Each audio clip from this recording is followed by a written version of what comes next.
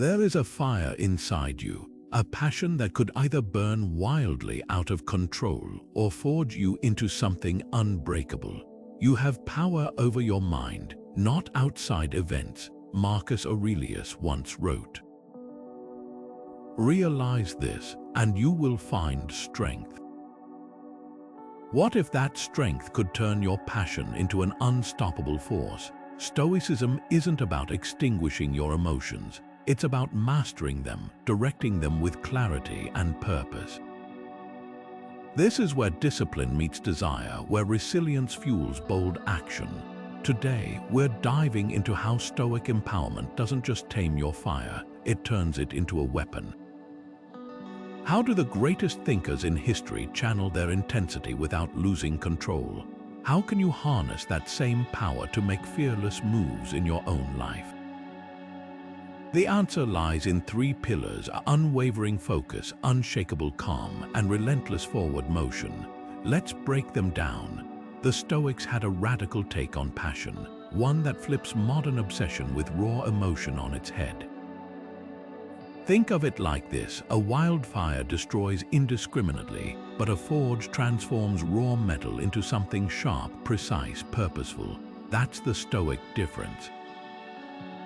Passion isn't about losing yourself in feeling, it's about directing that energy with unbroken focus. Epictetus put it bluntly: first, tell yourself what kind of person you want to be, then do what you have to do. No flailing, no wasted motion, just intention. Take Theodore Roosevelt. Here was a man who charged up San Juan Hill, explored the Amazon, and reshaped a nation, but never let his intensity control him. He channeled it, that's the secret. When Seneca wrote letters advising his friends, he didn't preach suppression of desire, he taught refinement. Wanting greatness isn't the problem, wanting it without discipline is. So here's the challenge: when has your passion been the forge, and when has it been the wildfire? Maybe you've poured hours into a project only to realize you were chasing the wrong goal. Or perhaps there was a moment when sheer determination pushed you past a barrier you thought unbreakable. That's the line Stoics walk, not denying fire but mastering it. Because controlled burn clears the path, unchecked it consumes everything. This isn't about muting your drive, it's about aiming it. Every great inventor, leader, or artist who lasted not just flared and burned out understood this balance. They didn't waste energy on what couldn't be changed, they poured it into what could. Your turn. Where does your focus need tightening? What desire, if directed, could move mountains instead of just smoke? The Stoics understood something most of us struggle with. Boldness isn't about brute force, it's about precision. At the heart of their philosophy lies the dichotomy of control, a razor-sharp distinction between what we can change and what we can't. Marcus Aurelius put it simply: you have power over your mind, not outside events. That split between what's yours to command and what isn't is where real courage begins. Because wasting energy on things beyond your reach doesn't just exhaust you, it scatters your focus, leaving your passion diluted and ineffective. Picture an archer. They can control their stance, their aim, the strength of their pull. But once the arrow leaves the bow, the wind, the target's movement, even luck take over. Stoicism teaches us to shoot with everything we've got, then release the outcome. The modern entrepreneur who pivots a failing business, they're not obsessing over market crashes or competitors. They're zeroed in on what they can do, refining their product, studying customer needs, adapting relentlessly. The difference isn't effort, it's where that effort lands. This is the irony. The more you fixate on results, will they like me? Will this succeed? The smaller your actions become. But when you focus only on what's yours to shape, your energy compounds. Think of a river blocked by a boulder. Does it panic about the obstacle, or does it find new paths around it? That's the Stoic mindset: in motion, obstacles become direction. So here's the question to carry forward. What's one bold move you've hesitated to make because you're stuck calculating outcomes instead of actions? The job you haven't applied for, the conversation you've avoided, the idea you've overthought. What changes if you pour that energy into preparation, not prediction? Because the secret isn't knowing how things will turn out, it's knowing you'll handle whatever does. What if your biggest setbacks weren't obstacles but fuel? The Stoics had a term for this, Amor fati, the love of fate. Not just enduring what life throws at you, but embracing it, letting it sharpen you like steel against a whetstone. Nietzsche, who admired this ancient idea, put it best, do not merely bear what is necessary, but love it. Because here's the truth, passion without resilience flickers out. But when you learn to love the grind, the detours, even the failures, that's when purpose catches fire. Take the story of runner Lauren Fleshman. A rising star in track and field, she was sidelined by a career-threatening injury, multiple stress fractures that kept breaking her momentum. Most would see that as defeat. She saw it as data. Instead of fighting her body, she studied it, adjusting her training, her mindset, even her diet. The result? She came back stronger, breaking records and later coaching others to do the same. That's Amor fati in action, not despite the struggle, but because of it. Seneca wrote letters from exile, turning his banishment into a wellspring of philosophy. He didn't waste energy cursing his fate, he mined it for wisdom. A gem cannot be polished without friction, he said, and neither can you.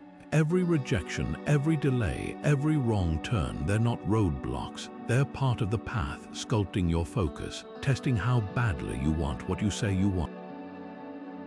So here's the pivot. What's one challenge you've been resisting that could actually be reshaping you? Maybe it's the job you didn't get, the project that fell apart, the plan that went sideways. What if, instead of asking why me, you asked what's this teaching me? Because passion that survives the fire doesn't just burn, it forges. And the world needs more people who refuse to break, who love the fight as much as the victory. Here's your next segment, crafted to flow seamlessly while introducing fresh perspectives. The Roman Stoics had a secret weapon against uncertainty, one that didn't rely on luck or wishful thinking. They called it Premeditatio Malorum, the deliberate practice of anticipating obstacles before they strike. Seneca put it plainly, he robs present ills of their power who has perceived their coming beforehand. This isn't pessimism, it's preparation. By mentally rehearsing challenges, you strip them of their power to shock or derail you. Think of it like a chess master studying countless moves ahead, not because they expect to lose, but because they refuse to be caught off guard. Consider how modern leaders apply this. Elon Musk famously plans for worst-case scenarios in SpaceX launches, running simulations for every conceivable failure. Why? Not to dwell on doom, but to ensure passion isn't blindsided by reality. When setbacks come, and they will, the prepared mind adapts swiftly while others freeze. Seneca's letters reveal this same discipline. He'd visualize losing status, wealth, even his own life, not to wallow in fear, but to realize none of it could break him. What you've anticipated, he wrote, comes as less of a blow. Here's the pivot: boldness thrives on clarity, not ignorance. A musician doesn't skip rehearsing tough passages hoping they won't flub the performance. They drill the hard parts until the fingers remember. That's Premeditatio Malorum in action, turning potential stumbles into strengths. So let's make it practical. What's one hurdle lurking in your path right now? Maybe it's a conversation you're dreading, a project deadline that feels tight, or a risk you're hesitating to take. Play it out in your mind. What's the worst that could happen? Then ask, how would I respond? That simple rehearsal shifts you from reactive to ready. Because the goal isn't to avoid storms, it's to learn to sail through them. The Stoics didn't preach control over every outcome. They taught control over your response. And that's where true confidence is born, not in the absence of obstacles, but in the certainty that you've already faced them in your mind. Now the real test begins. Where will you apply this today? There's a fine line between courage and recklessness, one the Stoics knew well. Boldness without wisdom is just chaos in disguise. Epictetus drilled this distinction home. It's not what happens to you, but how you react that matters. In other words, true courage isn't about charging blindly ahead. It's about choosing when to charge and why. Think of it like a surgeon's scalpel versus a swinging axe. Both can cut, but only one does so with precision. History offers a striking contrast. Julius Caesar crossed the Rubicon on principle, fully aware of the consequences, a calculated gamble to preserve his vision of Rome. But contrast that with the impulsive decisions of Emperor Nero, whose unchecked emotions burned the city and his legacy alike. The difference: one acted with disciplined intent, the other reacted with unrestrained emotion. Stoicism doesn't reject risk, it rejects thoughtlessness. Every bold move should pass the virtue test. Does this align with my principles? Is the action rooted in reason or just adrenaline? Consider how this plays out in everyday life. The entrepreneur who quits their job to launch a startup after meticulous planning embodies Stoic courage. The one who does it on a whim, fueled by frustration or ego, that's recklessness wearing a mask of bravery. Even Epictetus, a former slave, didn't preach reckless defiance. He taught strategic resilience. First say to yourself what you would be, he advised, then do what you have to do. Clarity before action. Now reflect on your own crossroads. When has patience sharpened your boldness? Maybe it was the time you waited to speak in a heated argument, ensuring your words landed with force instead of fury. Or the project you didn't rush, letting each step build toward something lasting. Stoic courage isn't slow, it's deliberate, because fire without direction burns out. Fire with purpose, that forges empires. Here's the litmus test. Next time you're torn between acting and pausing, ask not just can I, but should I? The gap between those two questions is where wisdom lives, and that's where real power begins. Here's your next segment, crafted to flow naturally from the previous sections while introducing fresh insights. Passion without direction is like a compass spinning wildly. It feels alive, but it won't take you anywhere meaningful. The Stoics understood this better than anyone, especially Epictetus, who hammered one truth home. Wealth consists not in having great possessions, but in having few wants. At first glance, that sounds like resignation, but look closer, it's liberation. The discipline of desire isn't about stifling what you want. It's about refining it, aligning your cravings with what truly lasts. Take the writer Haruki Murakami. His daily routine is legendary, up at 4 a.m., writing for 5 hours straight, then running 10 kilometers, no exceptions. He's not punishing himself, he's channeling his desire for creativity into something sustainable. The fleeting excitement of inspiration, that's unreliable. The disciplined habit of showing up, even when the muse is silent, that's how masterpieces are built. Murakami doesn't just want to write, he's structured his life to make writing inevitable. That's the Stoic shift, not denying desire, but training it to serve your highest purpose. Epictetus put it bluntly, freedom isn't secured by fulfilling desires, but by removing them. At first, that stings. We're taught to chase more success, more validation, more stuff. But the Stoics flip the script. What if the real power lies in wanting better, not more? Imagine a sculptor chipping away excess marble to reveal the statue within. That's what disciplined desire does. It carves away distractions to reveal the work you're meant to do. So here's the challenge. What's one desire you could refine today to fuel lasting passion? Maybe it's the itch for instant approval that scatters your focus, or the comfort craving that keeps you from risking growth. What if you asked not just, do I want this, but will this want serve me? Because the desires we nurture shape the lives we build. The ancient Stoics didn't preach austerity for its own sake.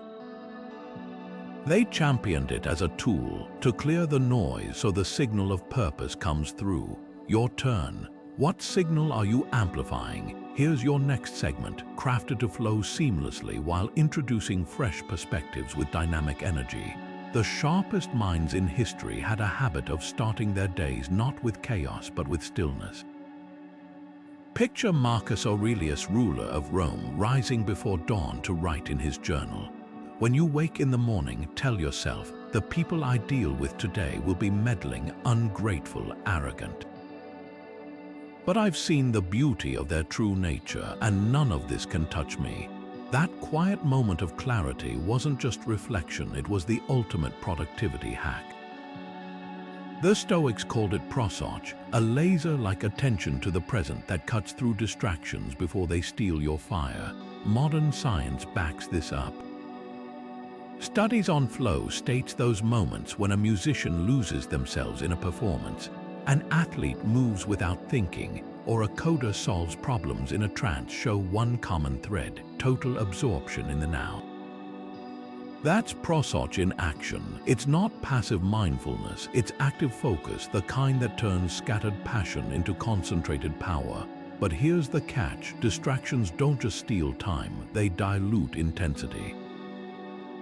Imagine an archer drawing their bow, then turning their head to check their phone. The arrow won't just miss the target, the shot never had a chance. The Stoics knew this. Epictetus warned, if you seek truth, be ready to surrender every distraction. Not some, every, because passion can't flow when it's fractured, so let's make it practical. What's one distraction that consistently pulls you off course? Maybe it's the ping of notifications when you're deep in creative work, or the mental chatter of what-ifs when you need to act. These aren't just annoyances, they're thieves of potential. The solution isn't willpower, it's design. Like Marcus scripting his morning, create rituals that anchor you. A writer might disable Wi-Fi for 2 hours. A runner might visualize their route before lacing up. Small gates that keep the noise out and the fire in. This is where passion becomes precision. The musician in flow isn't thinking about applause, they're listening to each note. The Stoic isn't obsessing over outcomes, they're honing their next move. Your turn. Where could a moment of deliberate focus today turn your energy from scattered to unstoppable? Because the difference between a spark and a forge isn't heat. It's direction. The moment your blood starts to boil, that's not a loss of control. That's raw energy waiting to be harnessed. Seneca, who wrote an entire book on anger, called fury the most hideous of emotions, not because it's weak, but because it's powerful. Left unchecked, it burns bridges. Directed with precision, it can forge them. This is the Stoic alchemy, taking what could destroy you and turning it into fuel to build something unstoppable. Think of anger like a lightning bolt. Uncontrolled, it sparks wildfires. Channeled through a conductor, it powers cities. Seneca didn't preach suppressing rage, he taught transforming it. The greatest remedy for anger, he wrote, is delay. Not to let it fester, but to give yourself space to aim it. That pause is where instinct becomes strategy. History's most effective changemakers mastered this. Take civil rights leader Bayard Rustin, who faced relentless prejudice for being black and gay in mid-20th century America. He could have met hatred with hatred. Instead, he funneled that outrage into disciplined activism, organizing the March on Washington with meticulous nonviolence, turning fury into a force that bent the arc of justice. That's anger with direction, not a scream but a lever. So here's the pivot. Where in your life have you felt heat rise in your chest, only to let it dissipate or explode? Maybe it's the coworker who takes credit for your ideas, the injustice you scroll past daily, or the personal goal you've abandoned because someone said you couldn't. What changes if, next time you ask, what could this energy build if I directed it? The Stoics weren't passive, they were tactical, anger at mediocrity. Let it push you to outwork your doubts, anger at unfairness. Use it to advocate, not accuse, because the difference between a wrecking ball and a hammer isn't strength, it's intention. Your fire doesn't have to consume you, it can light the way. Few figures embody the marriage of passion and principle like Cotto the Younger, a man so unwavering in his convictions that even Julius Caesar, his greatest rival, admitted fearing him more for his integrity than his armies. When Rome's republic crumbled into dictatorship, Cotto didn't just resist, he became a living symbol of defiance. Plutarch records him saying, "I would not be beholden to a tyrant for his acts of tyranny." This wasn't cold detachment, it was fire channeled through ironclad discipline. While others compromised, Cotto's boldness came from his refusal to let chaos dictate his character. Fast forward to the modern era, James Stockdale, the naval pilot shot down over Vietnam and held as a POW for 7 years. Tortured, isolated, he survived by clinging to Epictetus' teachings, later writing, "The Stoic virtue I relied on wasn't about suppressing fear, it was about using it to focus." His captors broke bones, but not his resolve. Stockdale didn't deny his suffering, he weaponized it, turning each day of imprisonment into a masterclass in principled resistance. Then there's Chrysippus, the third head of the Stoic school, who reportedly died laughing at his own joke, a reminder that bold passion doesn't require solemnity. His writings were so fiery that contemporaries said reading them felt like watching a comet streak across the sky. Yet his brilliance was anchored in logic, proving intensity and reason aren't opposites but partners. The thread tying these figures together, they didn't just have principles, they lived them at full throttle. Cotto's defiance, Stockdale's endurance, Chrysippus' intellectual fervor, all show that Stoic passion isn't about playing it safe. It's about staking your life on what matters, so consider this, whose blend of fire and fortitude sparks something in you. Maybe it's the artist who creates despite rejection, the activist who protests without malice, or the everyday hero in your life who chooses courage quietly. Because history's boldest Stoics weren't statues, they were thunderstorms wrapped in skin, and that raw, directed power, it's closer than you think. History's most brilliant breakthroughs often look like disasters in the making. Take Thomas Edison, not as the lone genius who invented the light bulb, but as the man who logged over 10,000 failed attempts before finding the right filament. When a reporter asked how it felt to fail so spectacularly, he shot back, "I haven't failed. I've just found 10,000 ways that won't work." That's Marcus Aurelius, "The obstacle is the way," philosophy in action. What if every setback wasn't a wall but a hidden door? The Stoics didn't just tolerate adversity, they mined it for advantage. Marcus, ruling an empire plagued by war and plague, wrote in his private journal, "The impediment to action advances action." What stands in the way becomes the way. He wasn't spinning platitudes, he was survival testing a mindset. When barbarians threatened Rome's borders, he didn't rage at the inconvenience. He used the crisis to drill his armies into peak discipline. When a pandemic ravaged cities, he turned grief into resolve, funding hospitals and rationing grain. The obstacle didn't break him, it built him. Modern science reveals why this works. Research on post-traumatic growth shows that struggle doesn't just scar people, it can rewire them for greater resilience, creativity, and purpose. Like muscles tearing to grow stronger, passions refined under pressure often burn brighter. Consider Sarah Blakely, who faced rejection after rejection selling fax machines before channeling that grit into creating Spanx. Her NOS didn't shut her down, they steered her toward $1 billion yes. So here's the reframe, your current frustration might be the exact friction you need. The project that's stuck, it's teaching you patience, the critic's harsh words. They're exposing where your craft needs sharpening, even the doubt gnawing at you. What if it's not an enemy, but a coach pushing you to prove yourself? Edison's lab famously burned to the ground in 1914. Watching decades of work vanish in flames, he told his son, "Go get your mother. She'll never see a fire like this again." Then he rebuilt better. That's the Stoic secret. Obstacles don't define your story, your response does. So look at the thing blocking your path today and ask, what if this isn't stopping me but sculpting me? Because the forge doesn't ask the metal if it wants to be heated and hammered. It just transforms it. Here's your next segment, crafted to flow seamlessly while introducing fresh insights with clarity and energy. Most mornings start with noise alarms buzzing, notifications pinging, mental to-do lists already racing. But picture Marcus Aurelius, Emperor of Rome, beginning his day differently. Candle lit, ink flowing, penning thoughts like, "Waste no more time arguing what a good man should be." B1. That simple act, writing to himself, wasn't just reflection.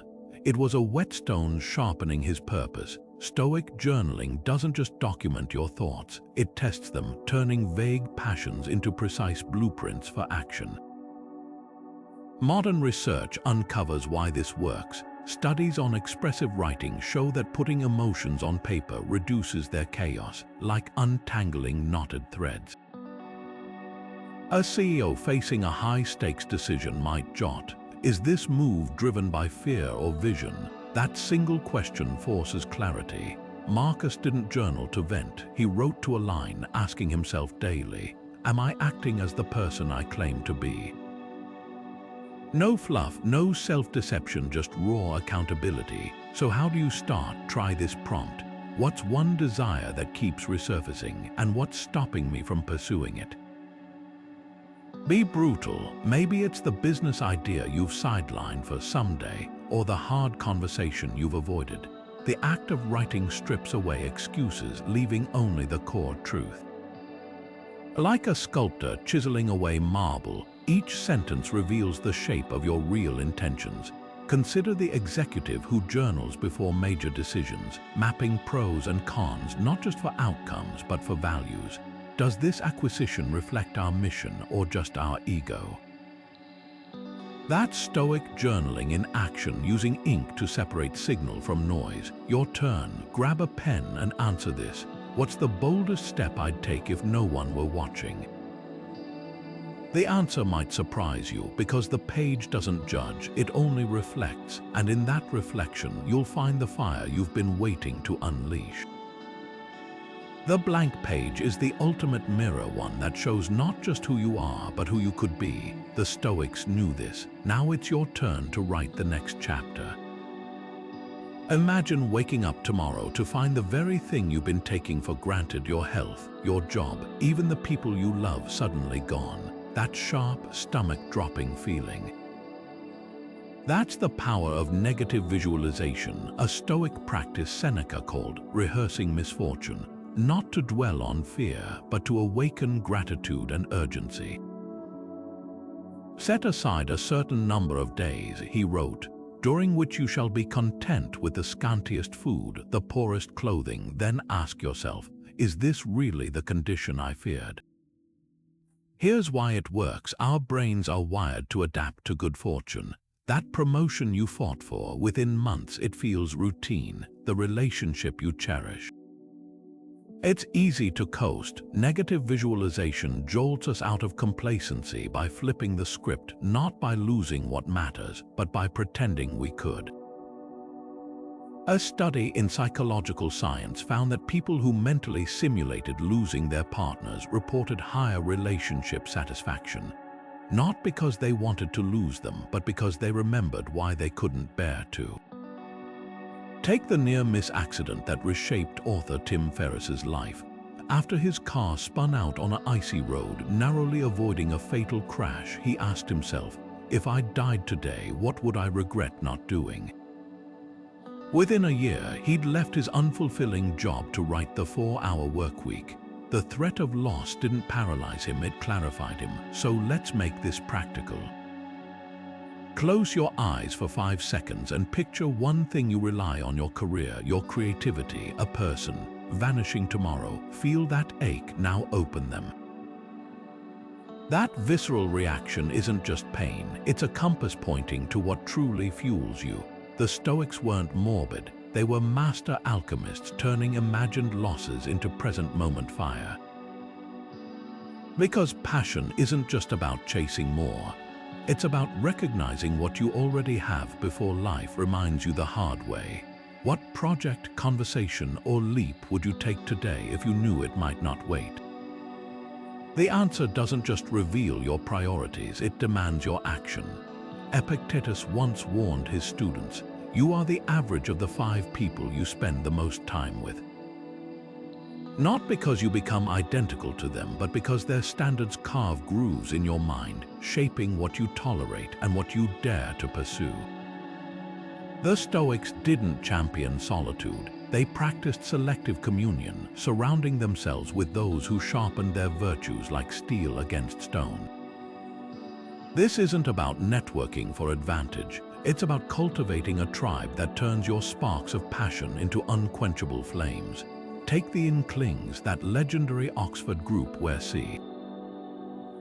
Lewis and J.R.R. Tolkien met weekly to critique each other's unfinished manuscripts. No polite applause, just ruthless feedback that birthed The Lord of the Rings and the Chronicles of Narnia.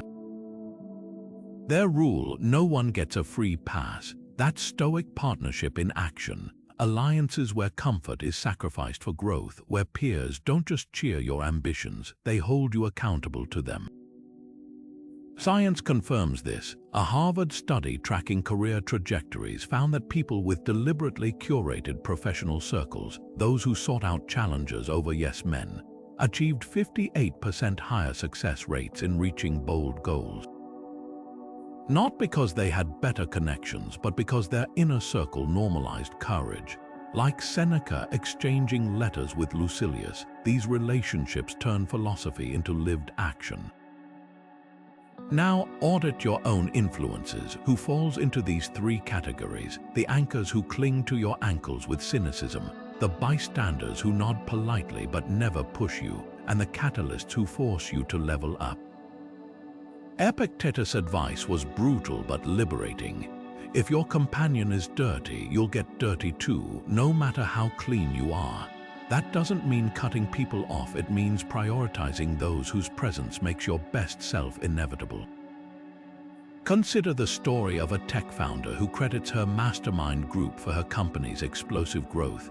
Every month, they meet under one rule: bring a problem you're afraid to admit to anyone else. No pity, just solutions. Last quarter, their candid feedback saved her from a disastrous pivot. That's the modern-day equivalent of Seneca's circle, people who don't just witness your journey but elevate it. So here's the challenge. Reach out to one person this week who embodies the virtue you're cultivating, not for transactional gain, but because their very presence recalibrates your compass. As Marcus Aurelius wrote in his Meditations, the fruit of this life is good character and acts for the common good. And that fruit ripens fastest in orchards where others are reaching for the sun alongside you. Whose growth is intertwined with yours? Here's your next segment, crafted with fresh energy while staying true to Stoic principles. Passion burns brightest when it serves something greater than itself. The Stoic teacher Musonius Rufus put it bluntly: what's the use of knowing how to split a hair between right and wrong if you don't act on it? For all their talk of discipline, the Stoics weren't ascetics, they were architects of meaning. Virtue wasn't a buzzword to them, it was the North Star guiding every bold move. But here's the twist: they didn't chase virtue as some abstract ideal. They saw it as the oxygen that keeps passion alive long enough to matter. Consider 2 paths. On one side, a musician practices obsessively, dreaming of stadium tours and platinum records, only to crumble when fame fades. On the other, a nurse works double shifts, driven by the quiet certainty that her hands ease suffering. Both pour sweat into their craft, but only one's fire is self-sustaining. Musonius Rufus called this the difference between externals and internals. Fame, wealth, applause, those flicker out. Courage, justice, wisdom, those outlast you. History's clearest example might be Florence Nightingale. Amid the filth of Crimean War hospitals, she didn't just revolutionize nursing, she redefined service itself. While others sought glory, she wielded statistics like a scalpel, proving clean bandages saved more lives than battlefield heroics. I attribute my success to this. I never gave or took an excuse, she wrote, a line that could have come straight from Epictetus. Her passion wasn't about legacy, it was about doing what was necessary even when no one was watching. Now, the uncomfortable mirror. How often do we confuse motion with purpose? The entrepreneur grinding 80-hour weeks might call it passion, but is it virtue? The Stoics would ask, does this hustle make you better or just busier? Because discipline without direction is just exhaustion in disguise. Here's the litmus test. When your passion feels like it's draining you, ask not, how can I push harder? But what is this serving? The answer might reveal whether you're building a monument or a tombstone, because the fire that warms you should also light the way for others. Anything less is just smoke. Time doesn't ask permission before slipping away. It just vanishes. Seneca saw this centuries ago when he wrote on the shortness of life, a blistering manifesto against wasted days. Life is long enough, he argued, if you know how to use it. The problem, most of us don't. We let trivialities, endless meetings, mindless scrolling, half-hearted obligations scatter our focus like leaves in the wind. But the Stoics had a weapon against this. Memento mori, the practice of remembering your inevitable end. Not to paralyze, but to prioritize. Take the Renaissance sculptor chiseling marble for years to create a single masterpiece. Every stroke of his chisel carried weight because he knew his hands wouldn't hold tools forever. That urgency didn't stifle his art. It refined it, cut the distractions, and what remains isn't just time, it's clarity. Modern creators follow the same rule. Writer Neil Gaiman famously sets a ticking clock for each project, declaring, "I pretend this is the last book I'll ever write." It sharpens the sentences. Seneca wasn't morbid when he tracked his hours like coins in a purse. He was strategic. We're tight-fisted with money, he observed, but reckless with time. His solution, treat minutes like currency, spend them only on what echoes beyond the moment. The emails that don't matter, delete. The projects that don't ignite you. Delegate. The conversations that drain more than they give, walk away. Here's the pivot. If you knew your next birthday might not come, what project would leap to the top of your list? Not the one that looks impressive on paper, but the one that makes your pulse quicken when no one's watching. That's the filter Memento mori gives you, a sieve for the soul, separating gravel from gold. Because here's the truth no productivity hack will tell you. Time management isn't about squeezing more in. It's about cutting ruthlessly until only what must remain does.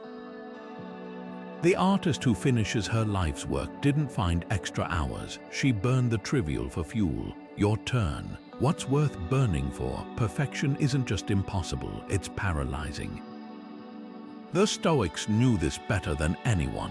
Epictetus, born into slavery and crippled by a cruel master, didn't waste energy lamenting his broken body.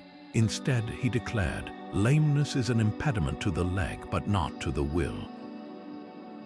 That radical acceptance wasn't surrender, it was strategy. By embracing imperfection, he freed himself to focus on what he could control, his mind, his philosophy, his legacy. The lesson, waiting for flawless conditions, is how dreams gather dust. Consider the scientist Marie Curie, who failed countless times isolating radium. Her lab notebooks, still radioactive today, reveal something startling. She celebrated progress, not perfection. each botched experiment wasn't a dead end, it was data. That's the Stoic mindset in action. Epictetus put it plainly: if you want to improve, be content to be thought foolish. Not because mistakes don't matter, but because they're the price of mastery. Modern psychology backs this up. Studies on optimal failure rates reveal that the sweet spot for learning isn't success after success, it's failing 15% of the time. Why? Because perfectionism breeds fear, while imperfection fuels growth. The artist who never exhibits their work until it's ready might wait forever. The entrepreneur who launches a minimum viable product, they're already iterating towards something better. So here's the reframe: what if good enough isn't settling but starting? The speech you rehearse endlessly might gain more from one imperfect delivery than 100 flawless run-throughs. The project you've over-polished could be helping real people right now, even with rough edges. As Seneca wrote, "You are afraid of dying. Tell me, is the kind of life you lead really any different than being dead?" Harsh, maybe, but it cuts to the truth. Paralysis isn't patience. It's passion's quiet killer. Think of the last time you held back because conditions weren't ideal. Now imagine taking that leap today, not despite the imperfections, but because they're proof you're pushing boundaries. The Stoics didn't worship flawless outcomes. They worshipped relentless effort, because the world isn't changed by perfect ideas. It's changed by people bold enough to act on imperfect ones.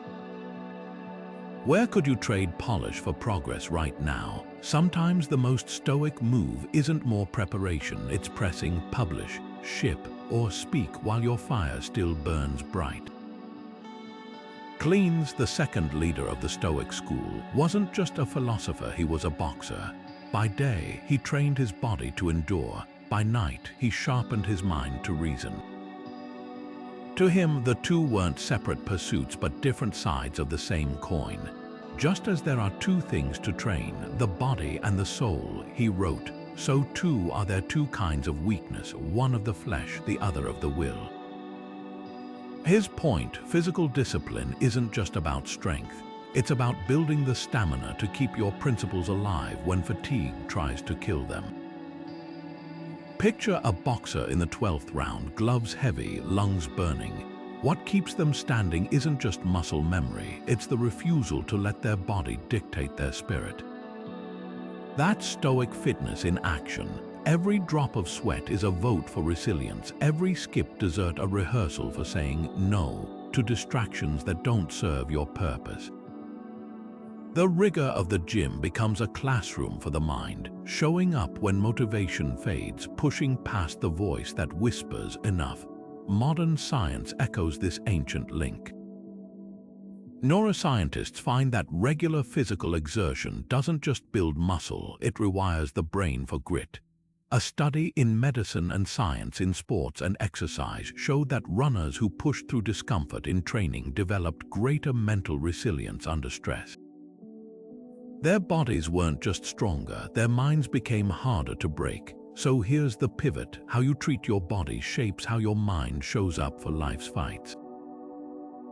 The entrepreneur who starts their day with a run isn't just burning calories, they're conditioning their will. The artist who lifts weights isn't chasing aesthetics, they're practicing the art of endurance, rep by rep. Now turn the lens inward. When was the last time you physically pushed past a limit, not for vanity, but to prove to yourself that you could? That rush isn't just endorphins. It's evidence that discipline is a transferable skill. What you do in the gym, on the track, or on the mat doesn't stay there.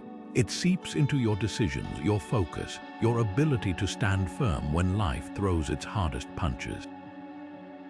Cleans knew what too many forget: the body isn't a cage for the mind, it's its training partner. So ask not just how strong am I, but what kind of strength am I building? Because the way you move your body isn't just preparation for life's challenges, it's the first draft of your response to them. The ancient Stoics had a radical definition of wealth that would baffle most modern millionaires. Seneca, one of Rome's richest men, wrote in on the happy life, "It is not the man who has too little, but the man who craves more that is poor." This wasn't hypocrisy, it was strategy. True riches to the Stoics weren't measured in gold coins, but in unshackled time, undistracted focus, and the freedom to act on principle without compromise. Imagine a banker who owns 7 homes but can't sleep, versus a teacher who retires to volunteer in hospice care who's truly wealthy. The answer reveals why the Stoics prized inner abundance over external glitter. Consider the story of investor Charles Feeney, who made billions then gave almost all of it away anonymously, living in a modest apartment while funding hospitals and universities across the globe. His philosophy, "I had enough," that simple Stoic shift from accumulation to allocation turned his fortune into fuel for lasting impact. Unlike peers chasing ever grander yachts, Feeney measured wealth by how much good his money could do, not how much envy it could spark. Here's the transformative question. What if your current resources, time, skills, even unused possessions aren't just sitting assets but dormant tools for bold action? The entrepreneur who redirects advertising funds toward employee education isn't spending, they're investing. The artist who trades a pricey studio for a shared space gains not just savings but creative collaborators. Seneca called this wealth in service of virtue, using what you have to build what matters. Now audit your own ledger. That hour spent scrolling could become 30 minutes of learning a skill that excites you. The money earmarked for a third pair of noise-canceling headphones might fund a mentorship program for someone starting out. Even the cluttered garage gathering dust could be empty space for a passion project waiting to breathe. The Stoic secret isn't poverty. It's recognizing that every resource you don't redirect toward purpose is a kind of self-imposed scarcity. Feeney's final act of radical wealth was dissolving his foundation to ensure every dollar was spent now, not hoarded for some distant future. The message: don't wait for more to start living fully. The resources you already have are the exact ones needed to begin, because real affluence isn't about owning things. It's about owning your time, your choices, and your capacity to make a dent in the world while you still can. Here's your next segment, crafted to flow naturally while introducing fresh energy and insight. The Stoics are often painted as stern figures, unyielding, unsmiling, all iron will and furrowed brows. But peel back the layers and you'll find something unexpected: laughter. Marcus Aurelius, the emperor who carried Rome's weight on his shoulders, scribbled this reminder in his private journal: take a step back, look at life's comedy. Even the most serious matters are softened by a lighter touch. For all their discipline, the Stoics knew this: intensity without joy isn't strength. It's brittleness. Look at the ancient philosopher Chrysippus, who reportedly died laughing at his own joke, literally. Or modern thinkers like stand-up comedian Pete Holmes blending punchlines with Plato. His bit on Stoicism for first dates, "I'm prepared to be rejected because I've already imagined you're dead," isn't just dark humor. It's a masterclass in using levity to disarm fear. That's the alchemy. Laughter doesn't weaken resolve, it makes it flexible enough to endure. Science backs this up. Studies on humor in high-stress professions, from surgeons to soldiers, show that those who laugh under pressure don't just cope better. They perform better. The brain treats humor like a reset button, easing tension so focus can sharpen. Think of it like a bowstring pulled taut forever, it snaps. But when given moments of release, it stays ready for the next shot. So here's the invitation: where in your life could a dose of lightness make your passion more sustainable? Maybe it's the side project that's become a grind. What if you approached it like a playful experiment instead of a life or death mission? Or the disagreement that's turned tense, could a well-timed joke diffuse the heat without diluting the point? Marcus didn't journal about laughter because he lacked seriousness. He did it because he knew the deepest convictions are best carried with hands loose enough to hold them lightly. After all, what's heavier, a stone clenched in your fist or one you can toss and catch with a grin? The weight hasn't changed, just your ability to carry it. Where might your fire burn brighter today if you let it dance? Some of history's most powerful moments weren't marked by speeches, but by silence. Zeno, the founder of Stoicism, warned that we have 2 ears and 1 mouth so we may listen more and speak less. This wasn't just etiquette advice, it was battlefield strategy for the mind. Think of silence not as emptiness, but as the space where conviction gathers strength. A diplomat doesn't win negotiations by out-talking opponents. They win by out-listening, letting pauses reveal the other side's true priorities. Silence isn't passive. It's the anvil where boldness is forged. Take the Cuban Missile Crisis. While the world held its breath, Kennedy's team didn't immediately retaliate to Soviet provocations. They deliberately paused, dissecting every intercepted message, every unspoken tension. That restraint turned escalating panic into a resolution without nuclear war. The Stoics would have recognized the move. Emotion demands instant reaction, but wisdom thrives in the gap between stimulus and response. As Epictetus put it, it's not events that disturb us, but our judgments about them. Sometimes the boldest judgment is to withhold words until they carry weight. Now consider your own life. When has biting your tongue diffused a volatile situation? Maybe it was the meeting where you let others exhaust their arguments before offering the solution that united the room. Or the argument where saying nothing disarmed the other person's anger like water on flames. Silence isn't about withholding your voice, it's about choosing the moment when that voice will strike true. Here's the litmus test. Next time you feel compelled to react, pause just long enough to ask, is this necessary? Is this useful? The space between those questions is where Stoic silence lives. Because the right word at the wrong time is just noise, but the right word after strategic silence, that changes everything.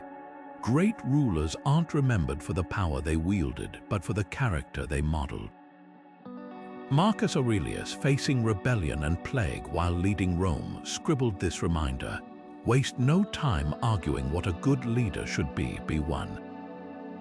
His journals reveal no grand strategies for domination, just relentless focus on integrity, patience, and lifting those around him. When his troops starved, he sold imperial treasures to feed them.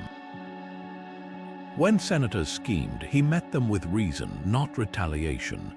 True leadership to the Stoics wasn't about authority. It was about alignment, letting your actions telegraph your values so clearly that others can't help but rise to meet them.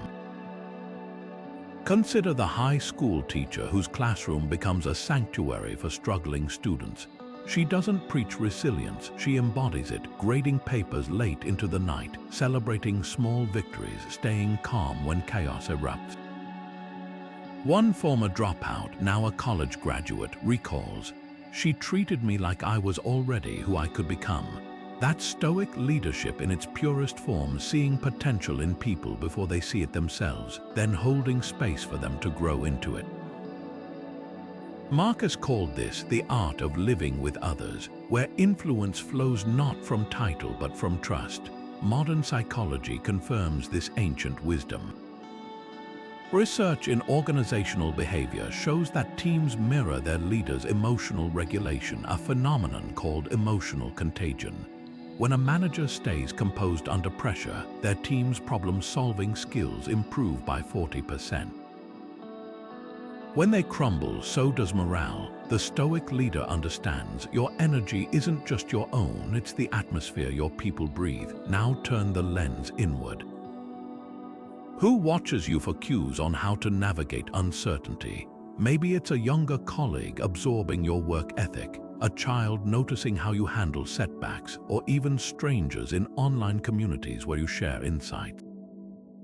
Leadership isn't about position, it's about impact. every time you choose patience over irritation, accountability over excuses, or courage over comfort, you're not just managing your own spirit. You're setting a blueprint for someone else's. Marcus never demanded loyalty. He earned it by proving, day after grinding day, that the weight of the empire wouldn't crush his humanity. That's the invitation here, to lead not by barking orders, but by lighting fires. When you embody the virtues you wish to see, others don't just follow, they catch flame. So ask yourself today, what silent lesson are you teaching by how you rise after failure, how you speak of rivals, how you steward the influence you've been given? Because the world doesn't need more figureheads, it needs more torches. Great art isn't born from endless freedom, it's forged through deliberate limits. Seneca saw this clearly when he wrote in his letters, "No great mind has ever existed without a touch of madness and a dose of discipline." Notice the balance there. Creativity doesn't thrive in chaos. It thrives within purposeful boundaries where the friction of constraints ignites brilliance. Think of a sonnet's rigid structure giving Shakespeare's words their power, or the monochrome palette of a charcoal sketch forcing depth and contrast to speak louder than color.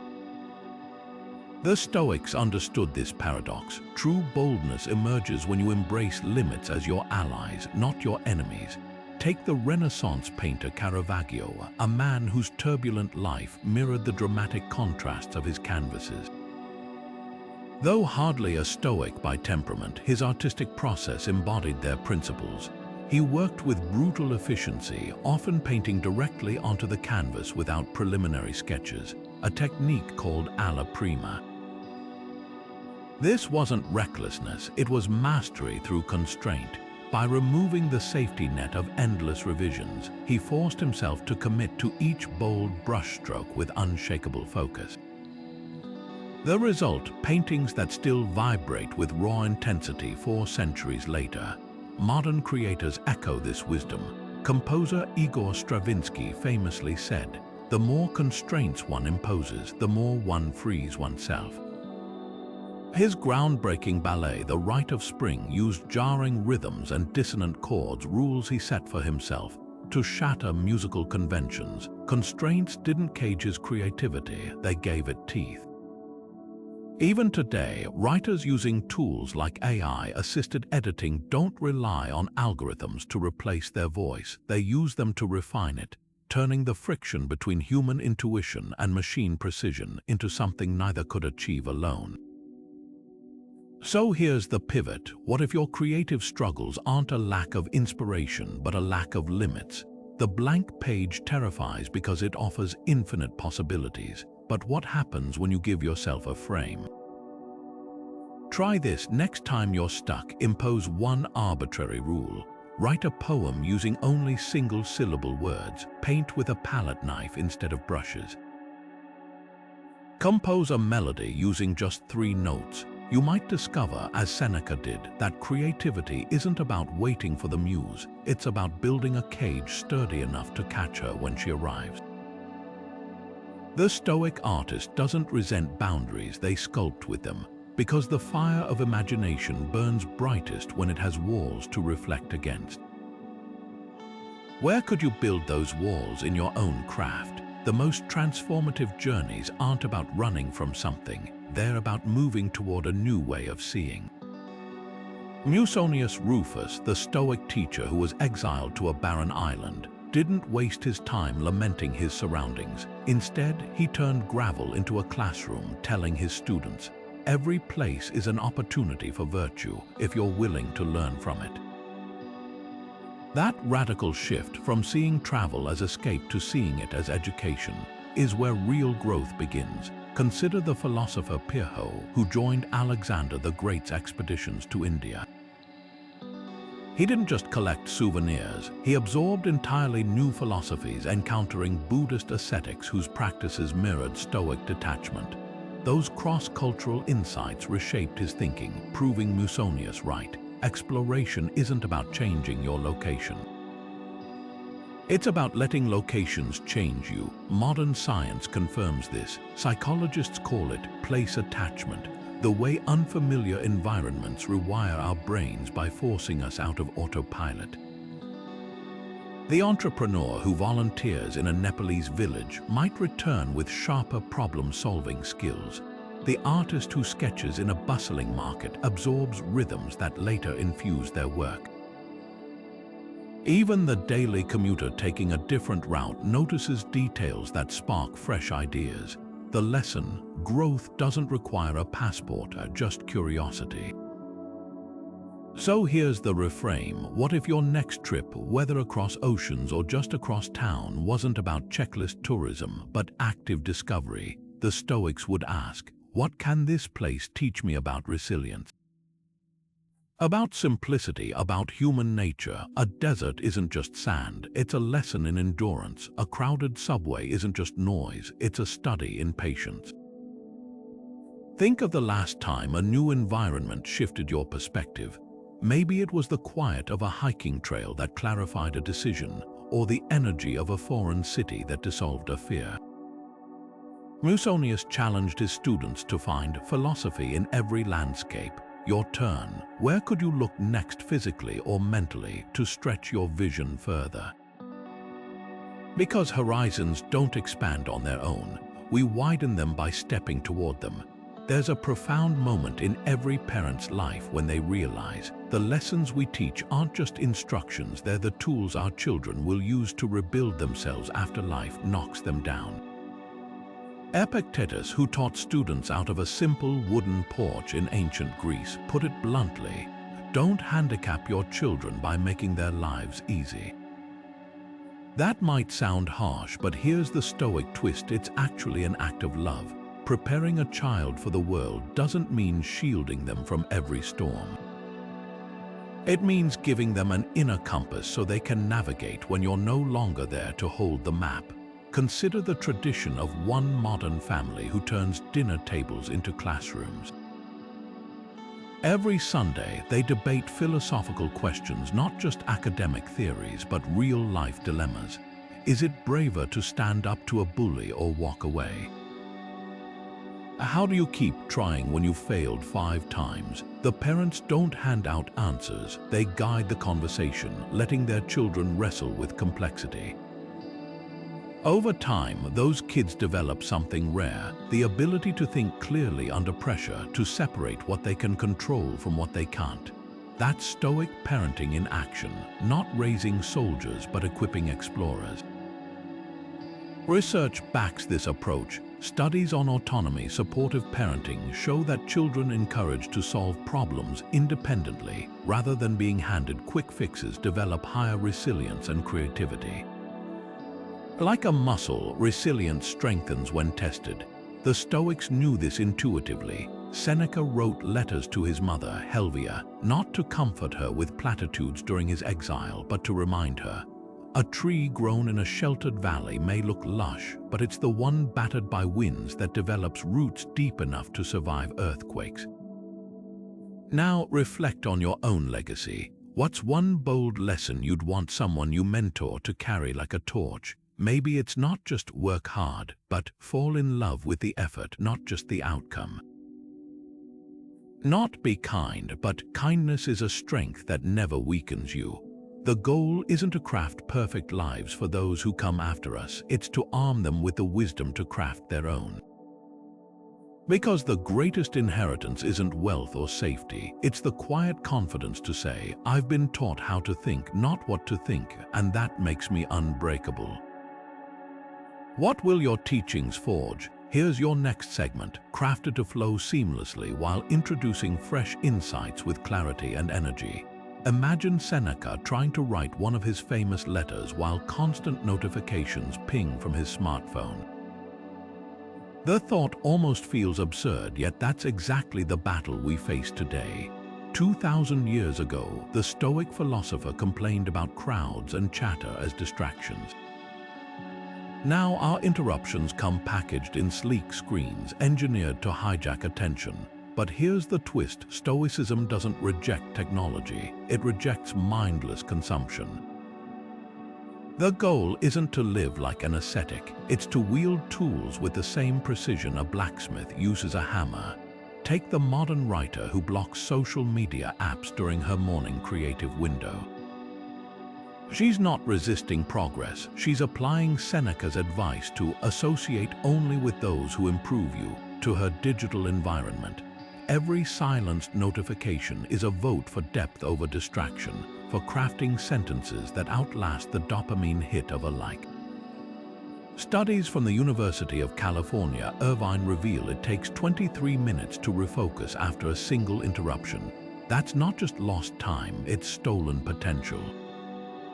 The Stoic approach to tech isn't about elimination, it's about allocation. Just as Musonius Rufus taught his students to weigh every activity against virtue, we can audit our screen time with one question: does this serve my purpose or scatter it? The developer who codes with flight mode enabled isn't missing out, he's preserving the mental space for breakthroughs. The entrepreneur who designates email hours isn't being rigid, she's guarding the energy required for bold decisions. So let's make it practical. What's one digital habit quietly draining your focus? Maybe it's the reflex to check news feeds during creative work, or the YouTube rabbit holes that replace reading time. Try this for the next 3 days. Notice what triggers your reach for distraction.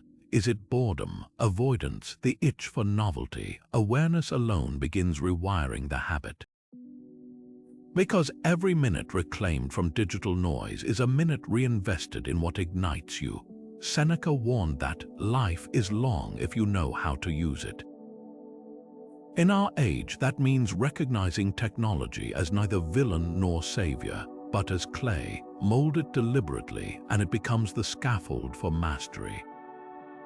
Leave it unshaped and it hardens into chains. Your screens work for you, or do you work for them? Stoic aging and lifelong passion. Most people assume passion has an expiration date, that as the body slows, so too must the fire inside. The Stoics would call that laziness disguised as wisdom. Cato the Younger, the iron-willed statesman who opposed Caesar, didn't just defy this myth, he spat on it. At 80 years old, when most of his peers were content to reminisce, he began studying Greek. Not for prestige or necessity, but purely because he refused to let his mind grow stagnant. Old age, he scoffed, is only an excuse for those who have stopped demanding more of themselves. Now meet Barbara Biskind, a modern echo of Cato's grit. At 93, after a lifetime as an occupational therapist, she joined Silicon Valley's famed design firm IDEO as their oldest employee. While tech culture worships youth, Barbara brought something rare to the brainstorming table: decades of watching human behavior, solving problems with limited resources, and understanding what truly lasts. Her colleagues didn't patronize her, they fought for her insights. That's the untold power of age, not faded passion, but refined passion, where experience turns sparks into sustained flames. Science backs this up. Neurologists find that the aging brain compensates for slower processing speed with something far more valuable: pattern recognition. The entrepreneur launching a venture at 60 isn't starting late, they're starting armed with a mental library of risks avoided and opportunities seized.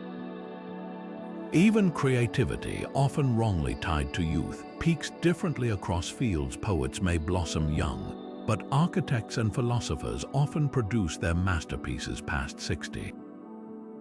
The Stoics knew this truth instinctively. Time doesn't weaken passion, it distills it, burning away the trivial to leave only what matters. So here's the mirror to hold up. How could your future self be bolder than ever? Maybe it's the novel you'll draft after retirement, freed from the pressure of trends. The business you'll launch with wisdom no 20-year-old could fake. Or simply the quiet confidence to say no to meaningless obligations so your yes carries weight. Age doesn't erase potential, it concentrates it. Cato didn't learn Greek to impress anyone. He did it to prove something to himself. That growth isn't a phase, it's a lifetime commitment. The question isn't whether passion fades with age. It's whether you'll keep feeding yours long enough to let it burn its brightest. Here's your next segment, crafted to flow naturally while bringing fresh depth and urgency. The ancient Stoics practiced a radical exercise that cut through life's noise like a scalpel. They meditated on their own deaths. Not with fear, but with focus. Marcus Aurelius put it plainly: you could leave life right now. Let that determine what you do, say, and think. At first, that sounds morbid. But look deeper. This is the ultimate tool for urgency. When mortality stares you in the face, pretenses crumble. Suddenly, the meetings that felt urgent aren't. The risks you've been avoiding become non-negotiable.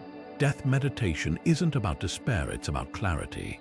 Take the story of a terminal cancer patient who, when given 6 months to live, finally wrote the novel she'd outlined for decades. With treatment draining her energy, she woke at 4 a.m. daily to write 200 words, no more, no less. Those fragile pages became a bestseller, but here's what mattered more. She died with no unwritten words left inside her. The Stoics would have recognized her discipline. It wasn't desperation that fueled her, it was the razor-sharp awareness that time, once lost, never returns. Modern psychology validates this ancient practice. Researchers at Stanford found that people who regularly contemplate mortality, not in abstract terms, but vividly imagining their last days, become significantly more decisive. They volunteer more, procrastinate less, and prioritize relationships over trivial conflicts. Why? Because death strips away the illusion of someday. As Seneca warned, we are dying every day, but only the wise know it. Now, a question to pierce through hesitation. What's the one thing you'd start or stop if today held your final sunset? Maybe it's the business pitch you've rehearsed but never sent, the estranged family member you've been meaning to forgive, or the art you've sidelined for practicality. Don't mistake this for dark fantasy, it's a tactical reset. The farmer doesn't wait for a storm to check his fences, he prepares in calm weather. Likewise, rehearsing life's finitude isn't macabre, it's how you ensure the harvest doesn't rot in the field. Marcus didn't journal about death to depress himself. He did it to wake himself to live his extra days with the intensity they deserved. Your turn. Where could this unflinching focus take you? Because the clock isn't just ticking, it's counting down. Here's your conclusion segment, crafted to resonate with both Stoic enthusiasts and new viewers while maintaining momentum and freshness. Fire needs oxygen to burn, and passion needs Stoic discipline to become truly unstoppable. We've explored how ancient practices transform raw emotion into something far more potent, the kind of boldness that doesn't flicker when the winds of life blow hard. Remember, this isn't about suppressing what makes you human. It's about directing that energy with the precision of a sculptor shaping marble. Control what you can, release what you can't. Build resilience through struggle, not despite it, and let every action be filtered through virtue, because purpose without principle is just noise. Seneca left us with perhaps the most urgent advice of all. While we wait for life, life passes. No more waiting for perfect conditions. No more delaying bold moves until you feel ready. Your challenge this week is simple but profound. Choose one Stoic tool, whether it's journaling like Marcus, negative visualization like Seneca, or embracing obstacles like Epictetus, and apply it to a single area where you've been holding back. Watch what happens when theory becomes practice. If this journey through Stoic empowerment resonated with you, consider joining our growing community of modern philosophers. Hit subscribe and let's keep turning timeless wisdom into fearless action together. Because the world doesn't need more idle passion. It needs more people who have learned to forge theirs into something unbreakable. Now go, the fire is yours.